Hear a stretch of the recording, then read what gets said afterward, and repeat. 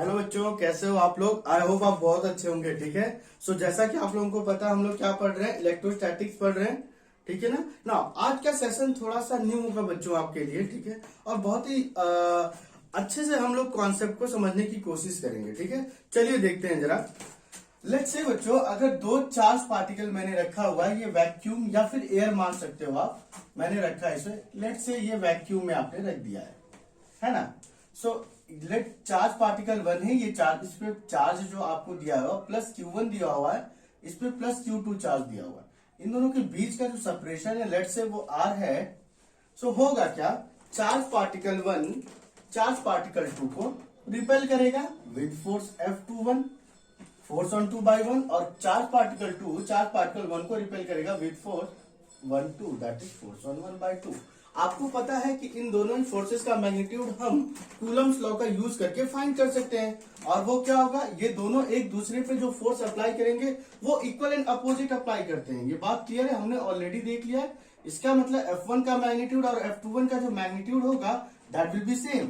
और वो F क्या होगा according to Coulomb's law, K Q1 Q2 upon R square होता है। और आपको ऑलरेडी बताया हुआ है बच्चों कि जब भी चार्ज पार्टिकल को आप वैक्यूम या एयर में रखते हैं, उस टाइम जो K का एक्सप्रेशन होता है वो हमें क्या लेना होता है, 1/4 पाई एप्सिलॉन नॉट। ये मैंने आप लोगों को बोला था लेने के लिए, है ना। हम हमेशा इस एक्सप्रेशन को लेंगे वैक्यूम या फिर एयर के केस में। अब ऐसा क्यों करते हैं, ये आज हम डिस्कस करेंगे अभी अच्छे से। सो आप बता सकते हैं फोर्स का एक्सप्रेशन क्या हो जाएगा। लेट से आपने वैक्यूम रखा है, तो इसे मैं बोल देता हूं यहाँ पे वैक्यूम, FV से डिनोट कर दिया। फोर्स इन वैक्यूम क्या हो जाएगा, that is 1/4 pi epsilon not into Q1 Q2 upon R square. यहां तक आप लोगों को अच्छे से क्लियर हो गया होगा, है ठीक है बच्चों ना। अब देखो, सेम चार्ज पार्टिकल को, मतलब Q1 Q2 जो चार्ज पार्टिकल हैं और इनके बीच का सेपरेशन जो R है, इनको हम किसी मीडियम में रख देते हैं, लेट से वाटर, है ना, उसमें रख देते हैं। उनके बीच का सेपरेशन अभी भी सेम है। उनके बीच का सेपरेशन जो था वैक्यूम के केस में, अभी भी वो एयर के वाटर के केस में भी अभी भी सेम है, कुछ भी वेरी नहीं किया है। इसका मतलब सेम सेटअप को हमने बस मीडियम चेंज कर दिया है। क्लियर बच्चों।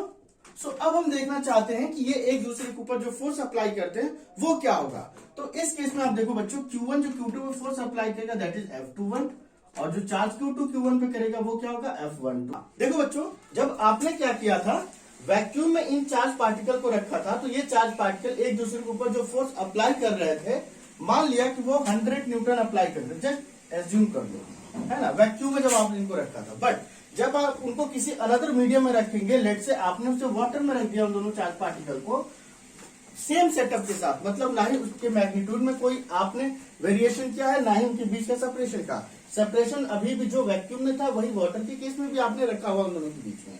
तो फिर वाटर के केस में ये दोनों ही चार्ज पार्टिकल जो एक दूसरे के ऊपर फोर्स अप्लाई करेंगे, उसका जो मैग्नीट्यूड होगा वो रफली अराउंड आता है 80 न्यूटन या फिर 70 न्यूटन, लेट से, है ना, 70 न्यूटन ले लिया। या फिर ऐसा कर लीजिए आप, जो वाटर के केस में जो आपका आता है दैट इज 60 न्यूटन फोर्स वो एक दूसरे के ऊपर अप्लाई करते हैं। सो यहाँ पे आप देख सकते हैं बच्चों कि वाटर के केस में आपकी फोर्स वेरी कर गई। तो ऐसा क्यों वेरी किए, आइए देखते हैं जरा। अब यहाँ पे देखो, अकॉर्डिंग टू कूलम्स लॉ जो मैग्नीट्यूड होगा F12 का that will be equal to F21। एक दूसरे के ऊपर जो फोर्स लगती है उसका मैग्नीट्यूड सेम होता है, लेट से वो F है। So according to Coulomb's law जो F होगा बच्चों that is K Q1 Q2 upon R square होता है। और इस केस में अब ध्यान से देखेंगे बच्चों, क्योंकि ये मीडियम है ना, ये एयर या वैक्यूम नहीं है। अगर मीडियम आपका एयर या वैक्यूम नहीं होता है, उस केस में K की जो वैल्यू एक्चुअली होती है, हम लोग क्या लेते हैं, 1/4 पाई E। इस ए को हम परमिटिविटी बोलते हैं ऑफ द मीडियम, है ना। जिस मीडियम में आपने रखा है उस मीडियम की जो E होता है, ये एप्सिलॉन पढ़ा जाता है, एप्सिलॉन, ठीक है ना, वो उस मीडियम की परमिटिविटी होती है। या फिर ऐसे देखो, सही से अगर डिफाइन करने की कोशिश करो, इसे E मीडियम लिख लो, that is permittivity of medium. कोई डाउट बच्चों। सो जनरल एक्सप्रेशन जो आपका होगा वाटर के केस में या किसी अनदर मीडियम के केस में जो फोर्स का होगा वो क्या हो जाएगा बच्चों, that will be what, 1/4 pi E permittivity of medium into Q1 Q2 upon R square. Clear है आपको। सो यहाँ पे ये जो टर्म है, ये परमिटिविटी ऑफ मीडियम, इसके बारे में हम लोग आज डिस्कस करेंगे। क्योंकि जो फोर्स आपका वेरी करता है ना, वो इस परमिटिविटी ऑफ मीडियम की वजह से ही वेरी करता है, क्योंकि हर एक मीडियम की अपनी जो परमिटिविटी होती है वो डिफरेंट डिफरेंट होती है। क्लियर है? हर एक मीडियम की जो परमिटिविटी होती है वो डिफरेंट डिफरेंट होती है, जिसकी वजह से अगर परमिटिविटी वेरी कर गया तो इसका मतलब फोर्स भी आपका जो होगा, दो चार्ज पार्टिकल एक दूसरे के ऊपर जो अप्लाई करेंगे वो भी वेरी कर जाएगा। ठीक है, आप लोगों को समझ में बातें आ गई ना? तो आप अब ये सोच रहे होंगे कि सर ये परमिटिविटी एक्चुअली किस बला का नाम है, एक्चुअली है क्या परमिटिविटी? ठीक है, तो चलिए तो बच्चों देखते हैं हम लोग परमिटिविटी होती क्या है। सो जो आज का टॉपिक आपका होगा वो क्या होगा? परमिटिविटी।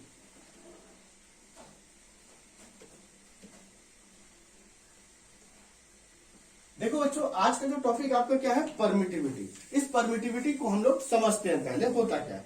एक एग्जांपल लेते हैं। लेट्स से दो बेस्ट फ्रेंड है ना, एक यहां पे है कौन? बबीता ये, और यहां पे कौन है? पुष्पा। पुष्पा भाऊ वाला नहीं, ठीक है ना, ये नॉर्मल पुष्पा है। अब होगा क्या?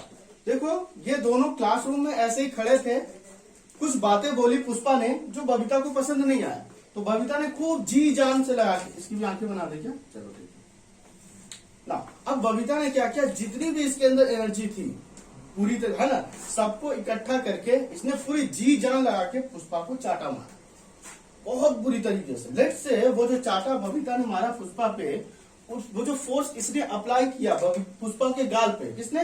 बबीता ने जो अप्लाई किया, उसका जो अमाउंट था फोर्स का, मान लिया हम लोगों ने 120 न्यूटन था।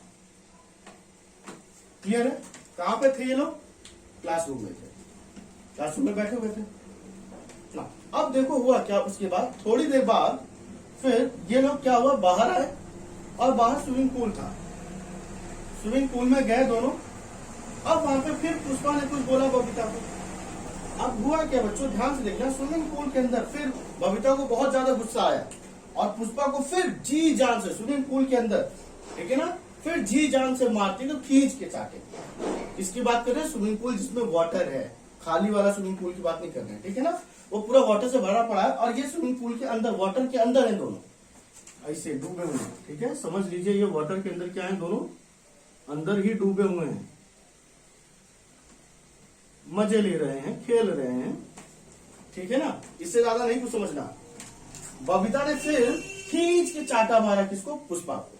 इस बात पुष्पा हंसने लगी तेजी से, ठीक है ना, फिर उसने वही वाला डायलॉग मारा, आप लोगों को पता ही होगा ऑलरेडी। अब जो इस पुष्पा पे जो चाटा लगा था वो पहले के कंपैरिजन में अभी बहुत कम लगा था। लेट्स से वो 60 न्यूटन का था। बात क्लियर बच्चों? सो इसका मतलब क्या हुआ, एयर के केस में जब बबीता ने जी जान से अप्लाई कर फोर्स किया था, उसके ऊपर चाटा मारा था, तो 120 न्यूटन का लगा था इसके गाल पे चाटा। बट वाटर के अंदर जब बबीता ने पूरी जी जान लगा के मारा इसको चाटा पुष्पा को, तो सिर्फ 60 न्यूटन का लगा। इसका मतलब यह है कि वाटर ने बबीता के इंपैक्ट को एब्जॉर्ब कर लिया। बात क्लियर है? बबीता ने जो चाटा मारा था तेजी से, उसके इंपैक्ट को, कुछ पोर्शन को वाटर ने एब्जॉर्ब कर लिया, और थोड़ा सा पोर्शन ही किस पे लगा? पुष्पा पे लगा। इसका मतलब 40 न्यूटन का जो फोर्स था वो तो वाटर ने एब्जॉर्ब कर लिया था, बाकी 60 न्यूटन ही इस पे लगा। ये बात क्लियर है? सो इसका मतलब यह है कि मीडियम ने रेजिस्टेंस ऑफर किया। मीडियम ने क्या किया? रेजिस्टेंस ऑफर किया, किसको? बबीता के इफेक्ट को। बबीता का इफेक्ट क्या था? चाटा मारना। उसको मीडियम ने क्या किया? रेजिस्टेंस ऑफर किया। कैसे रेजिस्टेंस ऑफर किया? उसके इंपैक्ट को एब्जॉर्ब करके। बात क्लियर है आप लोगों को? कोई डाउट इसमें? नहीं। जरा चार्ज पार्टिकल के रिलेटेड में इस बात को समझने की हम कोशिश करते हैं। अगर आप देख सकते हैं बच्चों, यहां पे चार्ज पार्टिकल को लेकर समझने की कोशिश करते हैं। देखिए तो जरा, लेट्स से सेम यहां पे केस ले लेते हैं हम लोग भी। देखो बच्चों, यहां पे लेट्स से एक चार्ज पार्टिकल यहां पे क्या है? प्लस Q1 है, और यहां पे एक चार्ज पार्टिकल प्लस Q2 है। सो चार्ज पार्टिकल Q1 जो है Q2 पे फोर्स अप्लाई करेगा। बात क्लियर है? लेट्स से उसने क्या किया, ये एक फील्ड भेजी जिसके थ्रू वो इंटरेक्ट कर रहा है। बात क्लियर है ना? तो होगा क्या बच्चों, यहां पे जो मीडियम होगा, मीडियम जो होगा वो क्या करेगा? इसके फील्ड को कम करेगा। कैसे कम करेगा? या फिर एब्जॉर्ब करेगा। बात क्लियर है आपको? मतलब इसके फील्ड को, चार्ज पार्टिकल के फील्ड को एब्जॉर्ब कर लेगा, या फिर आप यूं कह दें कि इसको कम करेगा। एब्जॉर्ब कैसे करेगा, वो खुद मीडियम जो होगा वो फील्ड जनरेट करेगा अपोजिट डायरेक्शन में, सो दैट जो चार्ज पार्टिकल की फील्ड हो उसको वो क्या कर सके, मार सके। बात क्लियर है, चार्ज पार्टिकल की फील्ड इधर जा रही है, बात क्लियर है। सो मीडियम जो अपना खुद का फील्ड जनरेट करता है अपोजिट डायरेक्शन में, जिसकी वजह से वो चार्ज पार्टिकल के फील्ड को क्या कर सकता है, मार सकता है। तो उसको क्या डिस्ट्रॉय करके, चार्ज पार्टिकल की फील्ड को डिस्ट्रॉय करके, या फिर यूं बोले उसको एब्सॉर्ब करके रेजिस्टेंस ऑफर करता है किसको, चार्ज पार्टिकल 1 को, जिसकी वजह से चार्ज पार्टिकल 1 अपना पूरा का पूरा फोर्स Q2 पे अप्लाई नहीं कर पाता है। आई होप क्लियर आप लोगों को। सेम केस जैसा कि बबीता ने जब अप्लाई किया था चाटा पुष्पा पे, तो वाटर ने एब्सॉर्ब कर लिया था उसके इंपैक्ट को, इसी तरीके से मीडियम जो होता है वो चार्ज पार्टिकल के इफेक्ट को क्या करता है, एब्सॉर्ब कर लेता है। बात क्लियर है। उसी तरह से मीडियम क्या करता है, चार्ज पार्टिकल के इफेक्ट को एब्सॉर्ब कर लेता है, जिसकी वजह से चार्ज पार्टिकल Q1 पूरा का पूरा फोर्स Q2 पे अप्लाई नहीं कर पाता है। ये बात क्लियर है, मतलब ये इनके बीच का जो इंटरेक्शन होगा वो डिक्रीज हो जाता है। सो यहां से बच्चों ये समझ में आया कि अगर किसी मीडियम की परमिटिविटी बहुत ज्यादा है तो इसका मतलब क्या है, वो बहुत ज्यादा हाई रेजिस्टेंस ऑफर करेगा। इसका मतलब यह है कि वो जो चार्ज पार्टिकल के इफेक्ट होगा, है ना, इफेक्ट को ज्यादा से ज्यादा एब्जॉर्ब करके ज्यादा से ज्यादा उसका हाई रेजिस्टेंस ऑफर करेगा उसको, जिसकी वजह से चार्ज पार्टिकल जो होगा दूसरे चार्ज पार्टिकल पे कम फोर्स अप्लाई कर पाएगा। ये बात मतलब किसी मीडियम की अगर ज्यादा परमिटिविटी होगी तो इसका मतलब ये होगा कि वो दूसरे चार्ज पार्टिकल या चार्ज पार्टिकल के इफेक्ट को ज्यादा रेजिस्टेंस प्रोवाइड करेगा, जिसकी वजह से चार्ज पार्टिकल के बीच का जो इंटरेक्शन होगा वो कम हो जाएगा। क्लियर है आप लोगों को, कोई डाउट इसमें नहीं। ये बेसिक था, इसे ही हम परमिटिविटी कहते हैं बच्चों, ठीक है ना, बेसिक। तो परमिटिविटी से आपने क्या समझा कि है क्या परमिटिविटी, कोई भी मीडियम जब क्या करता है, रेजिस्टेंस ऑफर करता है ना, कोई भी मीडियम जब रेजिस्टेंस ऑफर करता है बाय एब्सॉर्बिंग, बात समझ में आ रहा है आप लोगों को, by absorbing the effects of charges. Clear है ना, जब चार्ज के इफेक्ट को एब्सॉर्ब करके क्या करता है मीडियम, उसको रेजिस्टेंस प्रोवाइड करता है, जिसकी वजह से चार्ज के बीच का जो इंटरेक्शन होता है या एक दूसरे पर जो चार्जेस फोर्स अप्लाई करते हैं वो डिक्रीज हो जाता है। इसे ही हम परमिटिविटी कहते हैं। और ये जो परमिटिविटी होती है बच्चों, ये किसी भी मीडियम की एक इलेक्ट्रिकल प्रॉपर्टी होती है ना, क्योंकि चार्ज से रिलेटेड है। बात क्लियर है आप लोगों को, आई होप आप लोगों को कॉन्सेप्ट क्लियर होगा। सो बस हम इसे लिख लेंगे परमिटिविटी के बारे में। चलिए देखो तो जरा नोट डाउन कर लेते हैं परमिटिविटी को। सो परमिटिविटी क्या हो जाएगी, it is electrical property of medium, ठीक है ना,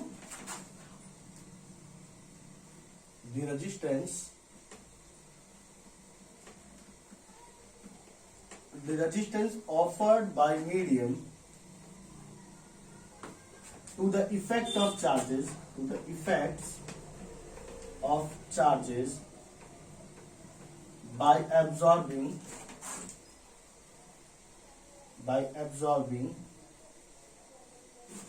it, due to which interaction between charges, interaction मतलब फोर्सेज जो एक दूसरे को अप्लाई करते हैं, interaction between charges डिक्रीजेस, वो कम हो जाता है, is called permittivity, is called permittivity. Clear है बच्चों आप लोगों को, उसे हम परमिटिविटी कहते हैं। आई होप आप लोगों को यहां तक कॉन्सेप्ट बिल्कुल क्लियर होगा। इसमें कोई डाउट हो तो आप बता सकते हैं मुझे, ठीक है, क्लियर है। उसे हम क्या कहेंगे, परमिटिविटी बोलेंगे ना।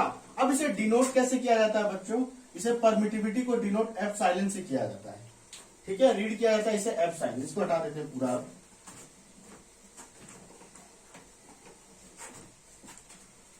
इसे बोलते हैं हम लोग परमिटिविटी ना। अब आप लोगों को पता है बच्चों, ये बहुत इंपॉर्टेंट टर्म है, जो वैक्यूम होता है ना उसमें कोई मीडियम नहीं होता है, तो उसकी परमिटिविटी को डिनोट किया जाता है एप्सिलॉन नॉट से, और उसे क्या बोला जाता है, permittivity of free space, permittivity of free space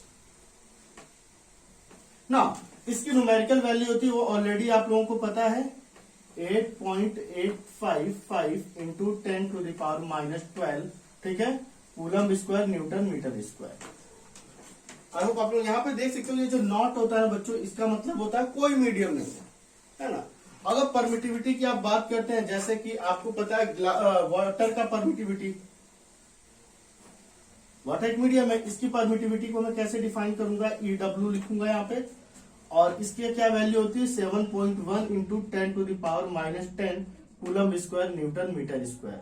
so ऐसे जितने भी मीडियम होते हैं बच्चों, हर किसी मीडियम की अपनी एक परमिटिविटी होती है।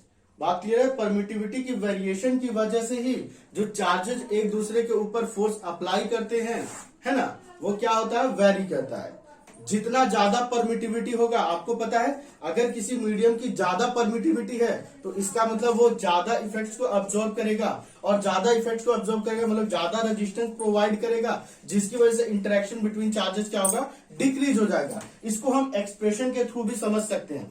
ठीक है बच्चों, अभी हम इसे अच्छे डिटेल में समझेंगे एक्सप्रेशन के थ्रू भी। चलो यहां तक आप लोगों ने देख लिया है, कोई डाउट इसमें?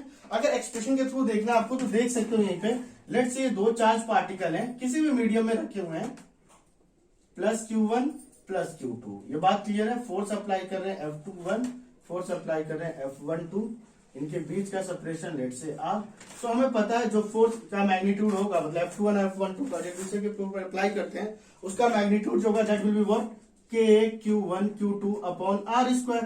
किसी पर्टिकुलर मीडियम में रखे हुए हैं तो फोर्स इन मीडियम क्या हो जाएगा बच्चों, 1/4 pi epsilon of medium into Q1 Q2 upon R square. यहाँ पे आप देख सकते हो, अगर एप्सिलॉन मीडियम मतलब क्या, एब्सोल्यूट परमिटिविटी ऑफ मीडियम या फिर परमिटिविटी ऑफ मीडियम। अगर परमिटिविटी ऑफ मीडियम इंक्रीज कर रही है, अगर परमिटिविटी ऑफ मीडियम इंक्रीज कर रही है तो इसका मतलब क्या होगा, फोर्स जो होगा वो डिक्रीज होगा। मतलब ये जो एक दूसरे के ऊपर जो ये फोर्स अप्लाई करेंगे उसका मैग्नीट्यूड जो होगा वो डिक्रीज करेगा। यहां से आप बेसिकली समझ सकते हैं। क्लियर बच्चों ना? अब बहुत इंपॉर्टेंट पॉइंट है जो यहाँ से ध्यान देने वाली बात है बच्चों, हर एक मीडियम की अपनी डिफरेंट परमिटिविटी होती है, तो हर किसी का हमें याद करना बड़ा डिफिकल्ट हो जाता है। तो हम यहाँ पे देखते हैं, एक रिलेटिव परमिटिविटी टर्म इंट्रोड्यूस कराते हैं। ठीक है, रिलेटिव परमिटिविटी टर्म इंट्रोड्यूस कराने का बस इतना सा मतलब है बच्चों कि हम फ्री स्पेस के साथ कंपेयर करने की कोशिश करते हैं। मतलब वैक्यूम में अगर दो चार्ज पार्टिकल एक दूसरे के ऊपर जो फोर्स अप्लाई करते हैं उसके रिस्पेक्ट में किसी मीडियम में रखे होंगे तो वो कितना फोर्स अप्लाई एक दूसरे के ऊपर करेंगे। जस्ट बेसिक कॉन्सेप्ट है, इसीलिए हम लोग क्या करेंगे, रिलेटिव परमिटिविटी टर्म यूज करते हैं, ताकि ये जो आप देख सकते हैं ना, हर एक मीडियम की अपनी डिफरेंट परमिटिविटी होती है, ये याद करना बड़ा मुश्किल होता है, बड़ा ही कॉम्प्लेक्स है। ठीक है, तो हम क्या करेंगे कि हम वैक्यूम में फोर्सेस, जो चार्ज पार्टिकल एक दूसरे के ऊपर फोर्सेस क्या अप्लाई करते हैं उसके रिस्पेक्ट में कितना गुना ज्यादा या कितना गुना कम किसी अनदर मीडियम में वो फोर्स अप्लाई करते हैं, ये देखेंगे। अब यहाँ पे ज्यादा तो पॉसिबल नहीं है, वो ऐसा क्यों, ये अभी हम डिस्कस करेंगे। ठीक है, आपको पता है बच्चों, जो अगला टर्म आपका है that is what, relative permittivity.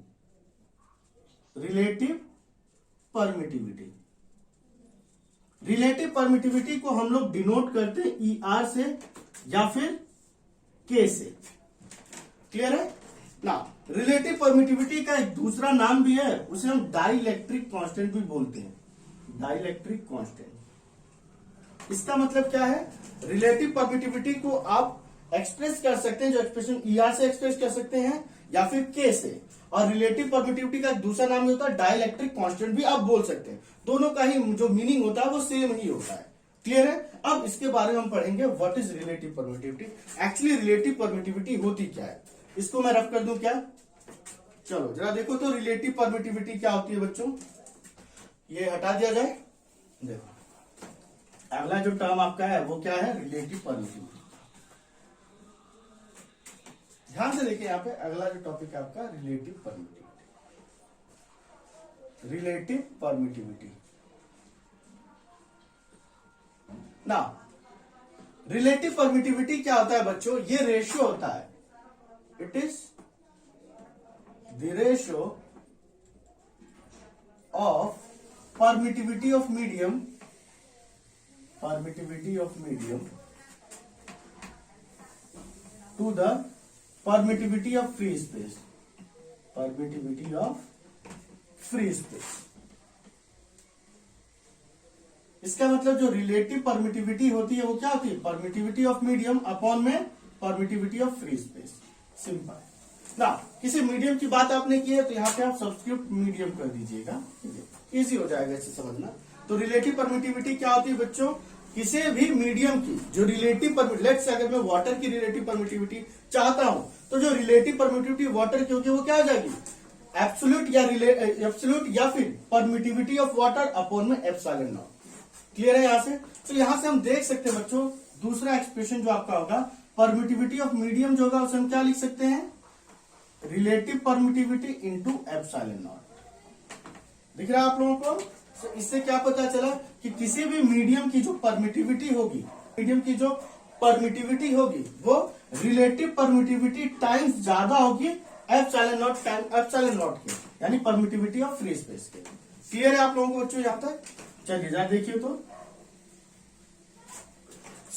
यहां तक आप लोगों को अच्छे से समझ में आ गया होगा। अब आपको पता है जो वाटर होता है उसका रिलेटिव परमिटिविटी कितना होता है, 81 होता है।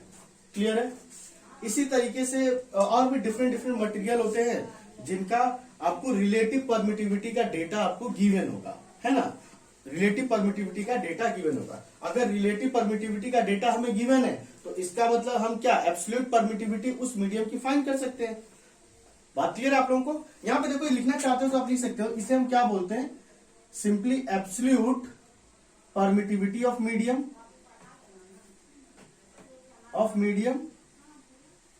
या फिर परमिटिविटी ऑफ मीडियम भी आप बोल सकते हैं, परमिटिविटी ऑफ मीडियम। क्लियर है। एप्सिलॉन नॉट आपका क्या होता है, परमिटिविटी ऑफ फ्री स्पेस होता है, परमिटिविटी ऑफ फ्री स्पेस। जो ईआर होता है इसको हम लोग क्या बोलते हैं, रिलेटिव परमिटिविटी या फिर डाइलेक्ट्रिक क्वांटिटी भी बोलते हैं, डाइलेक्ट्रिक क्वांटिटी। क्लियर है आप लोगों को। ईआर या फिर हम इसे के से भी एक्सप्रेस कर सकते हैं, बात क्लियर है, के से भी कर सकते हैं।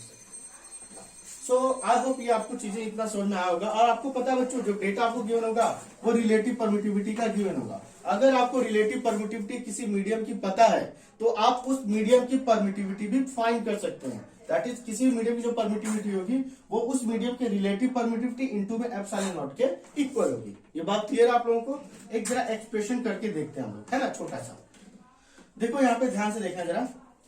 आपको पता है जो फोर्स होती है वो क्या होती है, 1/4 पाई। अभी मैंने कुछ देर पहले लिखा था 4 पाई ई ऑफ मीडियम, किसी भी मीडियम में जो फोर्स होगी into Q1 Q2 upon R square.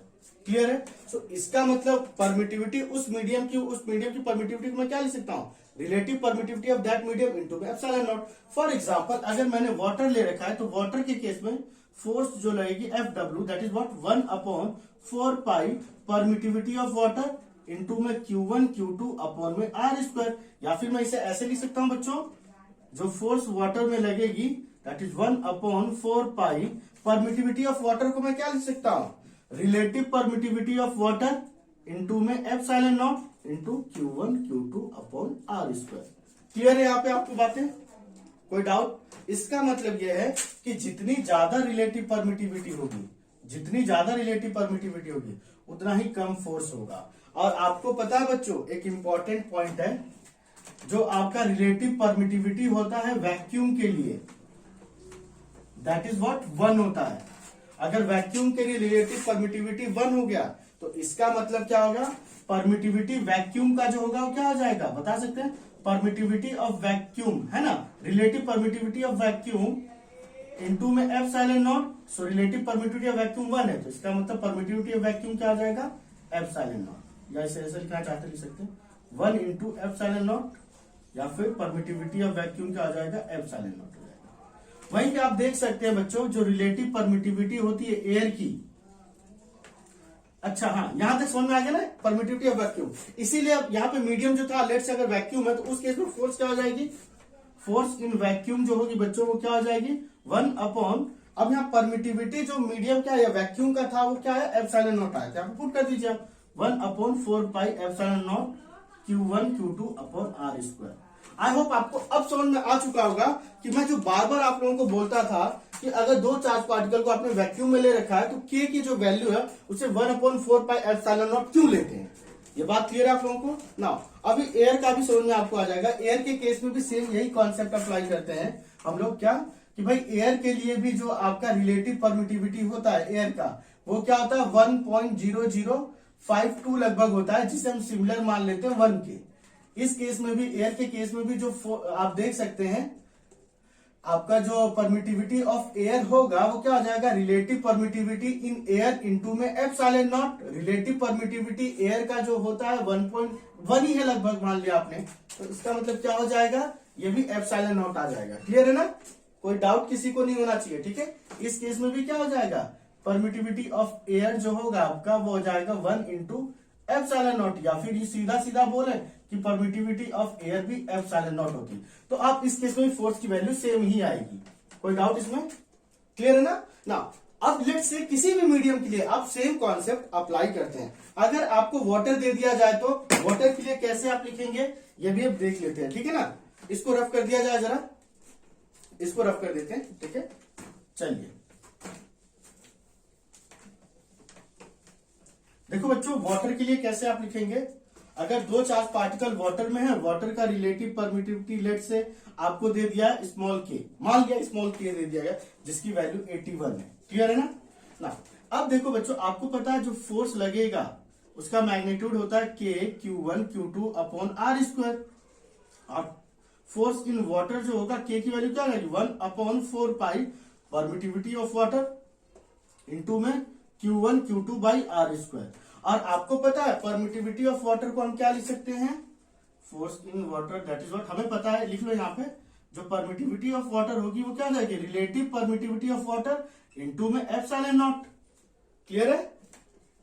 सो आप देख सकते हैं फोर्स इन वाटर क्या हो जाएगा 1 upon 4 pi permittivity of water को मैं इससे रिप्लेस कर दूंगा, relative permittivity of water into epsilon not, that is what relative permittivity of water into epsilon not into में Q1 Q2 upon R square.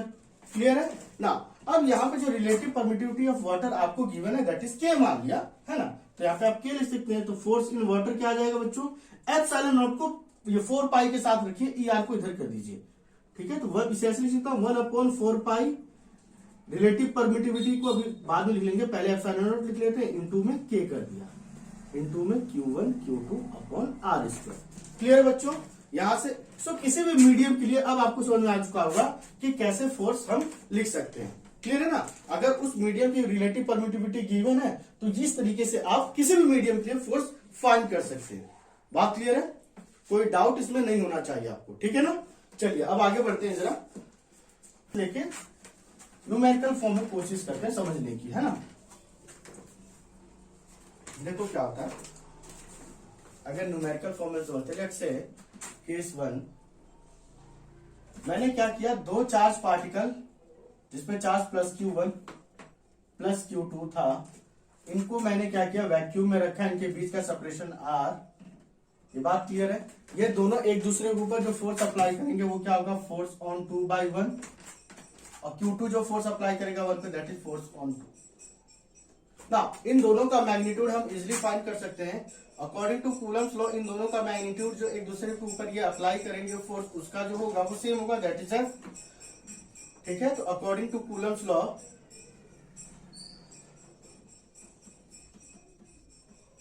ठीक है बच्चों, क्या हो जाएगा F बता सकते हैं, that is K Q1 Q2 upon R square, क्योंकि आपने इसे कहां रखा हुआ है, वैक्यूम में।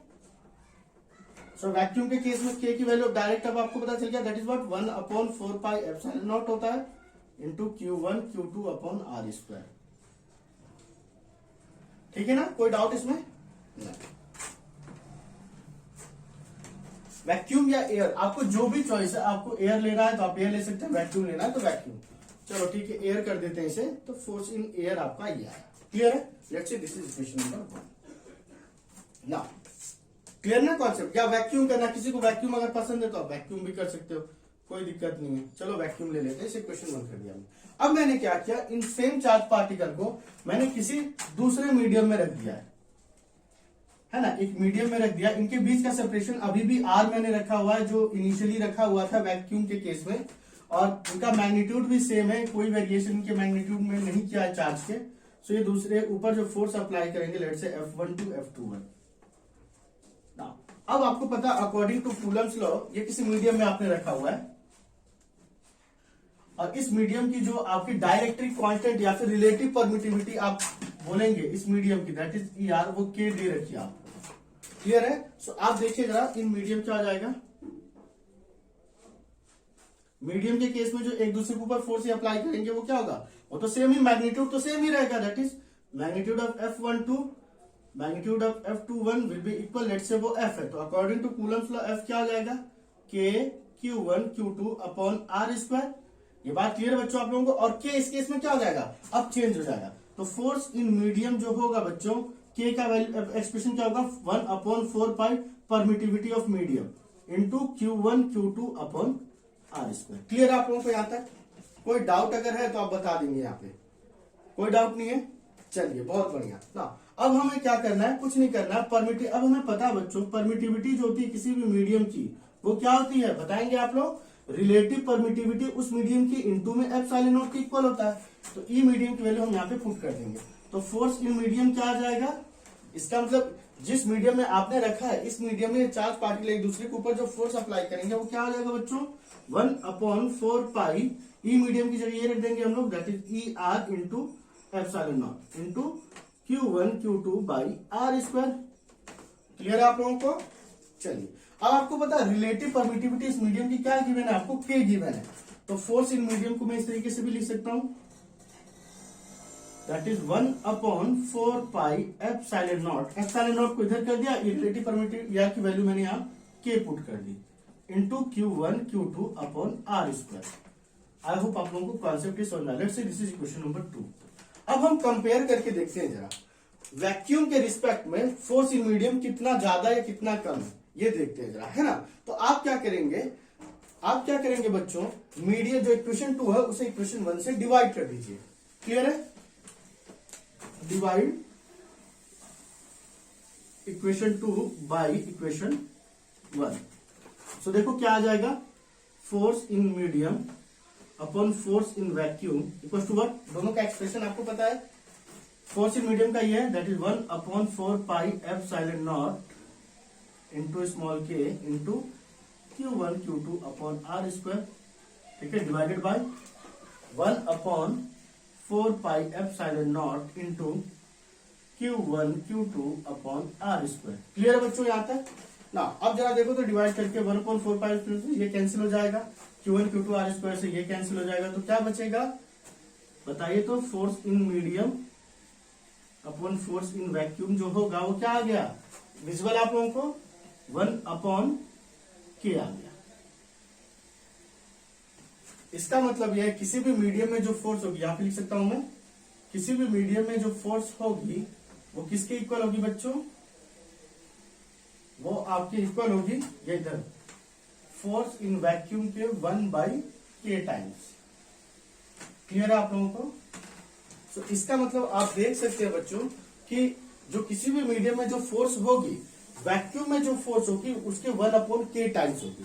आपको क्लियर है? इसका मतलब यह है कि आपको पता है कि जो रिलेटिव परमिटिविटी जो यहाँ पे मैंने यार की वैल्यू K ले लिया है, वैक्यूम के केस में क्या होता है, वैक्यूम के केस में 1 होता है। तो इसका मतलब यह है कि वैक्यूम में जो फोर्स होगी वो मैक्सिमम होगी, है ना, वैक्यूम में फोर्स मैक्सिमम होगी। और बाकी किसी भी मीडियम के लिए रिलेटिव परमिटिविटी की जो वैल्यू वो ग्रेटर देन 1 होती है।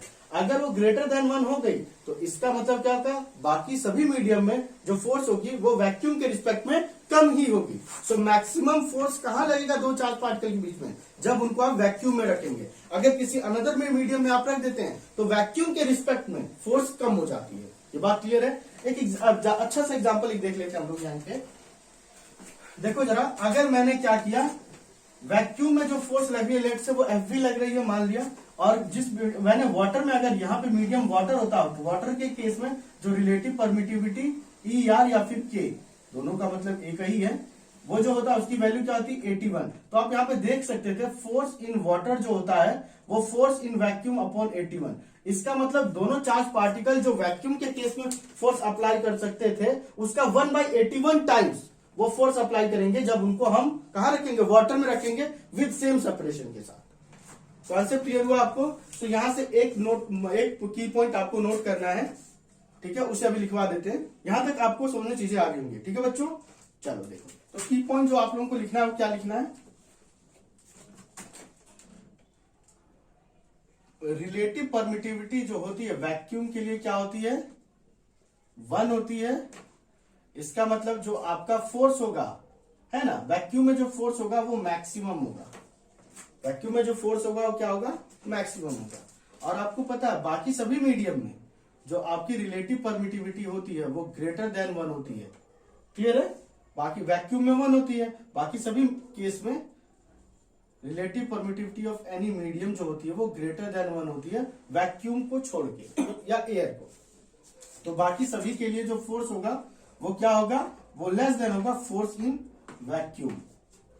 बात क्लियर है, वैक्यूम या एयर, क्योंकि एयर के लिए भी हम लोग 1 ही लेके चलते हैं। एयर मतलब मोर प्रिसाइज आंसर तो वैक्यूम है, बट एयर का भी 1 लेके चलते हैं हम लोग। तो आप ये भी कह सकते हो फोर्स इन वैक्यूम या फिर एयर के रिस्पेक्ट में बाकी किसी भी मीडियम का जो फोर्स होगा वो हमेशा कम होगा। ऐसा क्यों, क्योंकि रिलेटिव परमिटिविटी किसी भी मीडियम की हमेशा ग्रेटर देन 1। हाँ, तो मतलब आपको पता है अगर किसी भी मीडियम की रिलेटिव परमिटिविटी आपकी ग्रेटर देन 1 है तो ऑब्वियस सी बात है जो फोर्स उस मीडियम में होगा वो वैक्यूम या एयर के रिस्पेक्ट में कम ही होगा। ये बात क्लियर है आप लोगों को, बढ़िया। ये थोड़ा कॉम्प्लेक्स सा लग रहा होगा ना काफी, इसको थोड़ा सिंप्लीफाई कर लेते हैं हम लोग। देखो, हाँ देखो बच्चों, अब इसे हम सिंपली बहुत ज्यादा कॉम्प्लेक्स था तो इसे हम लोग अच्छे से करते हैं, जरा ध्यान दो कैसे। देखो, अगर किसी भी मीडियम की जो परमिटिविटी है, किसी भी मीडियम की परमिटिविटी अगर वो ग्रेटर देन एप्सिलॉन नॉट है तो इसका मतलब यह है कि उस मीडियम में जो फोर्स होगा वो लेस देन होगा as compare to force in vacuum. बात क्लियर आप लोगों को, बढ़िया। ये बेसिक फंडा है जिसका हमें यूज करना है और कुछ नहीं। अब यहाँ पे आप ये बोल सकते हो अरे सर रिलेटिव परमिटिविटी के रिस्पेक्ट में बताइए। रिलेटिव परमिटिविटी के टर्म में भी आप अगर देखना चाहते हो बच्चों तो रिलेटिव परमिटिविटी आपको पता है कि 1 होती है किसके लिए, वैक्यूम या फिर एयर के लिए। इसका मतलब यह है कि जो फोर्स मैक्सिमम होगी वो किस केस में होगी, वैक्यूम या फिर एयर के केस में। क्लियर है ना, force will be maximum in case of vacuum और एयर। बाकी सभी केस में जो फोर्स होगी वो क्या होगी, इनवर्सली प्रोपोर्शनल होती है रिलेटिव परमिटिविटी की, आपको पता है। तो जैसे जैसे रिलेटिव परमिटिविटी आपकी बढ़ेगी फोर्स वैसे वैसे डिक्रीज होगी। That's it. समझ में आ गया आप लोगों को, ये पूरा बेसिक था बच्चों परमिटिविटी को लेके, ठीक है ना। एक छोटा सा एग्जांपल हम लोग देखना चाहते हैं अगर तो आप देख सकते हैं। चलो जरा देखते हैं छोटा सा एग्जांपल, इन सबको रफ कर दिया जाए जरा। देखो क्वेश्चन आप लोगों को गिवन है, if two charge particle are placed in air and separated by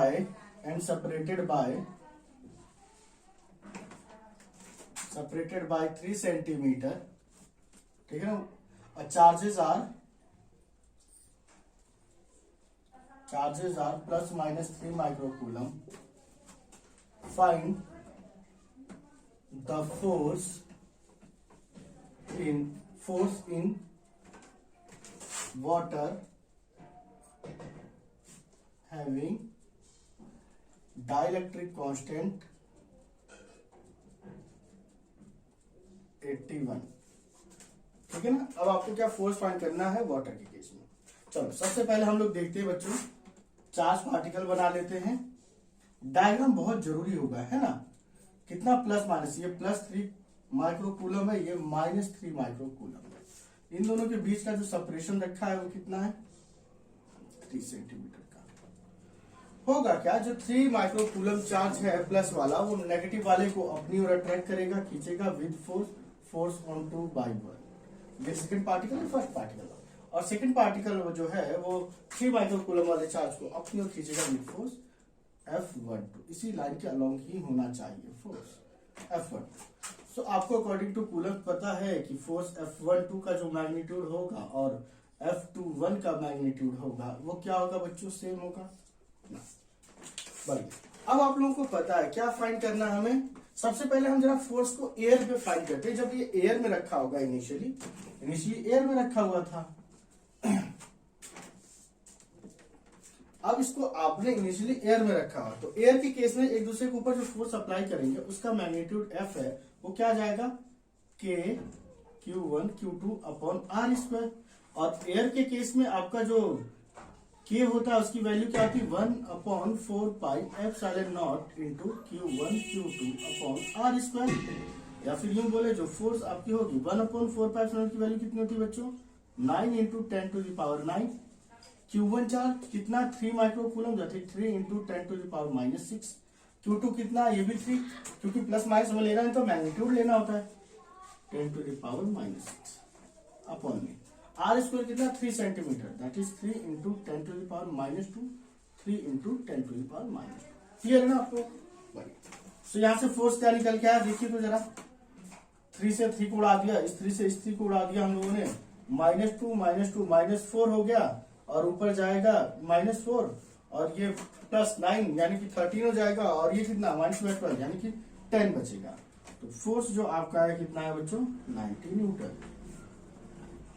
इसका मतलब ये दोनों चार्ज पार्टिकल एक दूसरे के ऊपर जो फोर्स अप्लाई करेंगे that will be equal to 90 newton when placed in air. ना क्लियर है। अगर इसी सेम सेटअप को मैं वाटर में प्लेस कर देता और वाटर का डाइलेक्ट्रिक कांस्टेंट आपको 81 गिवन है तो उस केस में फोर्स क्या आती जरा देखो तो फोर्स इन वाटर। तो सबसे पहले बच्चों हम लोग एक्सप्रेशन लिखना सीखते हैं है ना। तो आपको पता है जो फोर्स होगा वाटर में भी सबको डायरेक्शन सारी चीजें सेम रहेंगी। F1 टू F2 का जो मैग्नीट्यूड लेट से वो F है,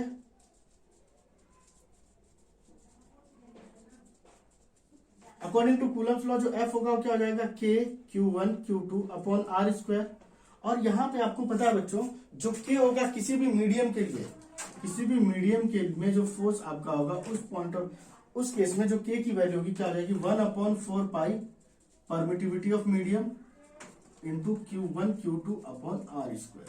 ये बेसिक तरीका है सॉल्व करने का किसी भी प्रॉब्लम को। ठीक है बच्चों ना। अब मीडियम हमारा क्या वाटर, तो फोर्स इन वाटर क्या आ जाएगा 1/4π permittivity of water into Q1 Q2 upon R square. अब ध्यान से देखेंगे बच्चों ये जो दिया हुआ डाइलेक्ट्रिक कांस्टेंट मतलब रिलेटिव परमिटिविटी है, बट यहाँ पे हमें क्या चाहिए एब्सोल्यूट परमिटिविटी ऑफ वाटर। तो हमें पता है जो एब्सोल्यूट परमिटिविटी या परमिटिविटी ऑफ वाटर जो होगा क्या हो जाएगा relative permittivity of water into में ε0।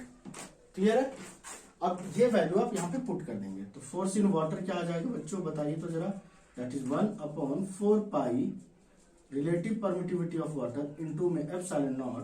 क्लियर है। इनटू में ε0 into Q1 Q2 by R square.